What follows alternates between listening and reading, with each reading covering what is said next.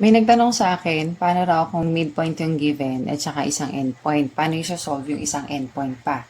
So, ito yung isang given, yung midpoint is 1, 2, and then yung endpoint is negative 2, negative 3.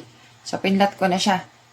Ito yung midpoint, and then ito yung isang endpoint. So, ibig sabihin, kung ang definition ng midpoint ay nasa gitna ng dalawang endpoints, dapat ito nasa gitna. So, pag ginraph natin to, paganto ang itsura niya ng line ng graph natin.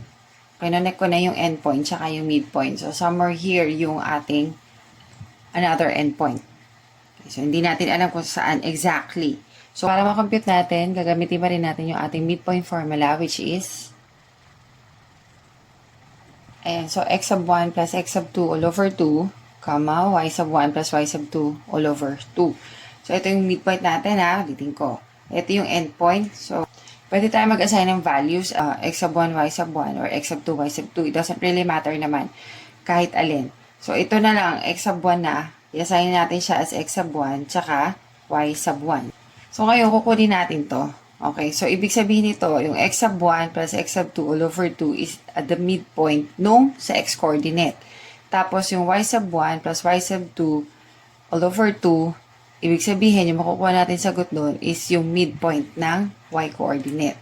So, yung susulat natin dito, sa isahin natin, m is equal to x sub 1 plus x sub 2 all over 2. Ito yung midpoint ng x.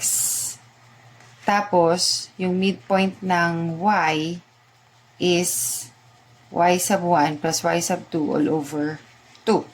Ayan. So, ito yung gagamitin natin to solve for the other endpoint. Okay, lipat ko lang dito para mas makita kasi may mga guidelines dito eh.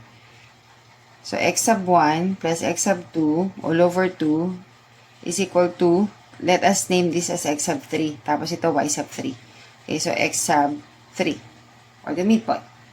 And then dito, yung y sub 1 plus y sub 2 all over 2 is equal to y sub 3. Ito lang din yun ha. Inassign ko lang na yung m, yung midpoint ng y coordinate is y sub 3. So, x sub 1 natin is negative 2 plus yung x sub 2 natin, hindi natin alam. Yun ang kukunin natin. So, we still write this as x sub 2 all over 2 is equal to, yung x sub 3 natin is yung midpoint. And yung midpoint natin is yung 1. Ito yung x sub 3 natin. Ito yung y sub 3. So, x sub 3 natin is 1.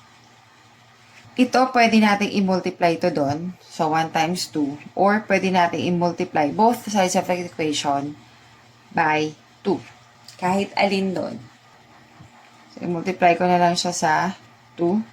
Okay, so this will be cancelled out. And then, matitira is negative 2 plus x sub 2 is equal to, multiply this, 2. And then, do the algebra. X sub 2 is equal to negative 2, 2, negative 2 magiging positive 2. Therefore, x sub 2 is equal to 4.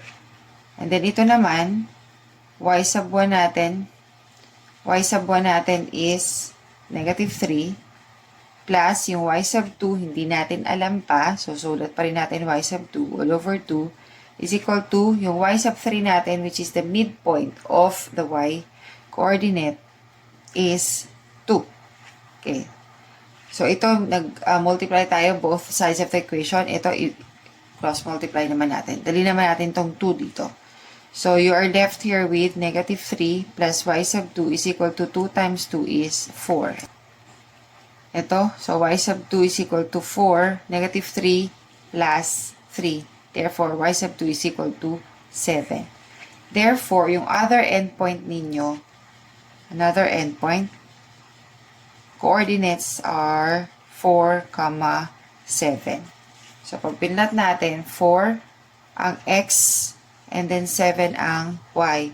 Ito yun. 4, 7.